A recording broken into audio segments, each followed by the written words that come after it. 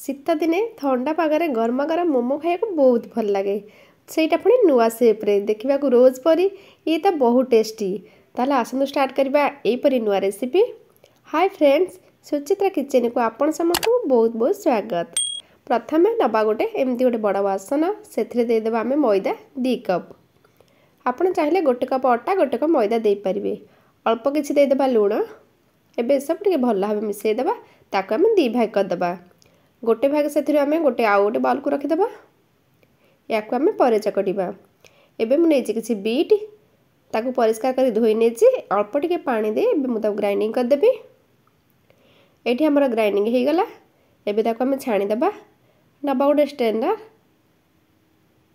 ताकू भल भाव चामच रे एमती चापी चापिका छाणी नवा। ये आमर बाहरी गला बीट जो जूस ताकू आम ये चकड़ी दबा। जो गोटे भाग मैदा रखी ताकू देखते भल भाव चकड़ी देले। एबे आमे ताकू साइड कर रखीदे। एमती घोड़े कर कवर कर रखिबो न से सुखीज।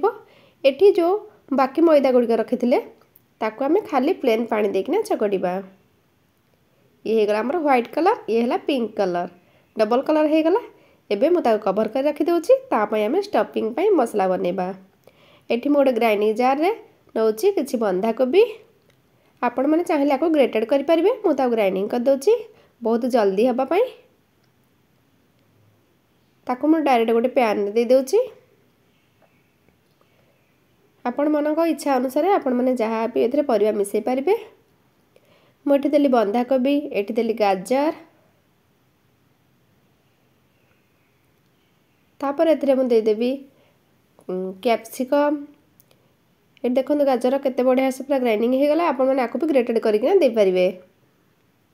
एठी नहीं किसी कैप्सिकम, पियाज नहीं गोटे, तापर देवी एथिरे मु कंचा लंका देदेबा, किछि रसुण, अल्प टिके अदा। एबे सब आम ग्राइंडिंग करदबा। पानी दबानी ताको सेमती ग्राइंडिंग करबा। देखो बहुत बढ़िया से ग्राइंडिंग हो गला। एबे सब दे दूची से पैन रे जो थे आम बंधा कोबी और गाजर को देथिले। यहीपरी बनैले आमको बनैया बहुत सहज होता है। गोटी गोटी करी आम ताको ग्रेटेड कर रखा दरकार नहीं। एबे एथिरे देदेबा लुण, अल्प टिके देदेबा तेल, गोलमरिच पाउडर देदेबा हाफ चामच। एबे सब आम गैस रे बसैकिना टिके भाजी नबा जेमिति तार कंचा बास्ना पलैबो। ये देखो तार कंचा बास्ना गलानी भारी। ये आमर भजा भी हो गलानी। एबे मैं गैस ऑफ करी आकु गोटे प्लेट को काढ़ी नबा। ताकू देखो प्लेट रे मु काढ़ी देली। ताकू ठंडा हाँ छाड़ी देली।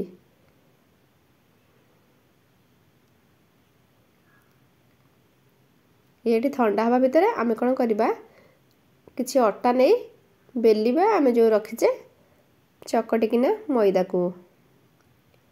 एबे मैं व्हाइट पार्ट को नेली। आपण मैंने चाहिए ताको छोट छोट करकिना बेली पारिबे। मु किंतु गोटे बड़ साइज रा बेलिबी। सेथिरे मु अधा रखिली आ अधा बेलिबी। जिते बड़ बेली हबो सेही परी पूरा कवर करना बने देबे बड़ रुटी परिका। देखो बहुत बढ़िया से बड़ रुटी हो गला। एबे गोटे ग्लास साहाय्य मु ताको एमती गोल गोल शेप रा काटी नउची।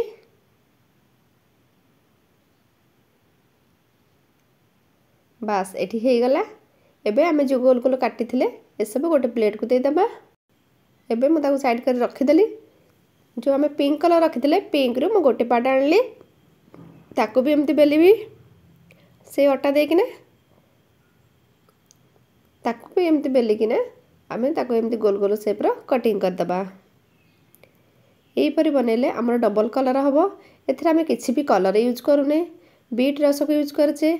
आपण मैंने चाहिए पालंग साग को टिके स्टीम करिकिना ग्राइंडिंग करिकिना एमती चकटिकिना ग्रीन कलर भी करि परिबे।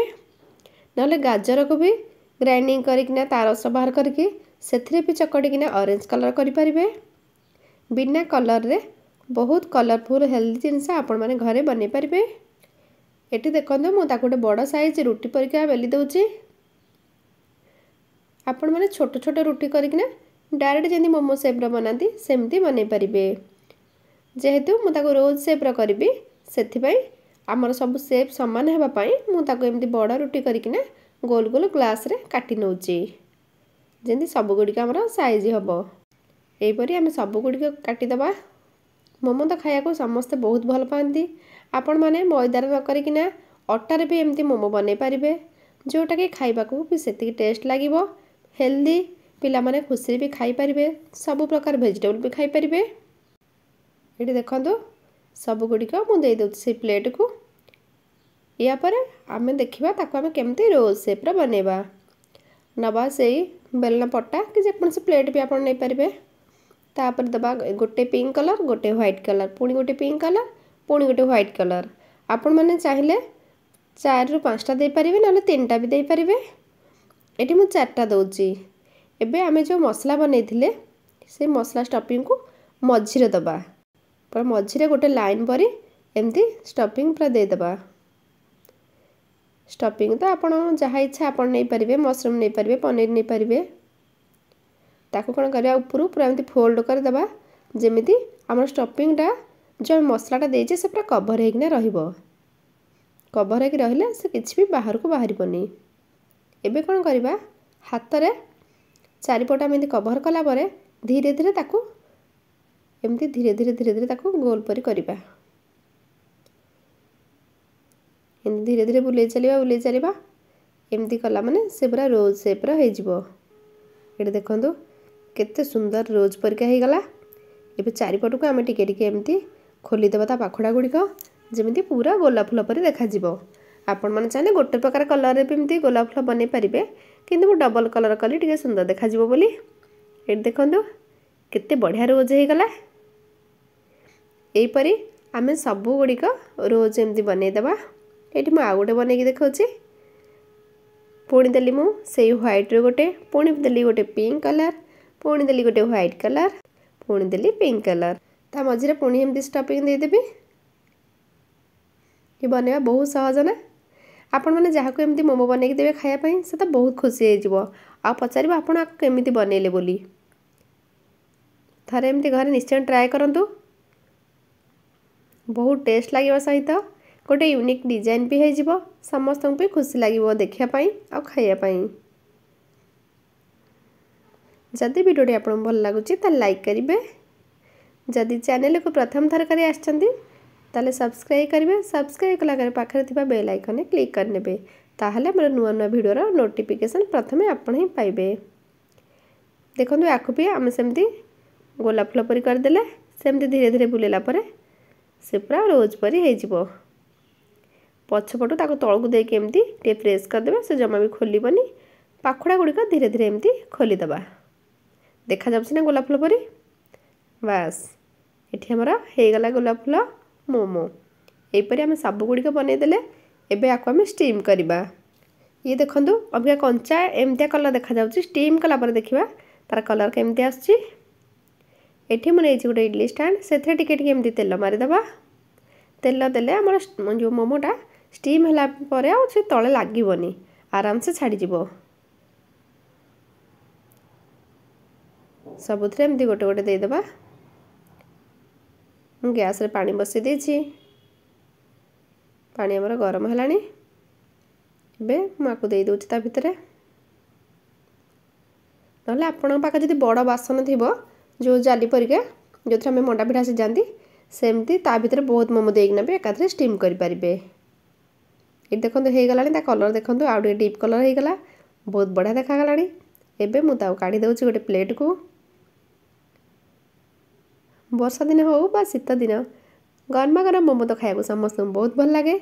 आपण निश्चित थरे एमती घरे ट्राई करंतु। केमती लागिले आपण अनुभव मो सहित शेयर करंतु। पुणी देखा आ गोटे नुआ रेसिपी सहित। धन्यवाद।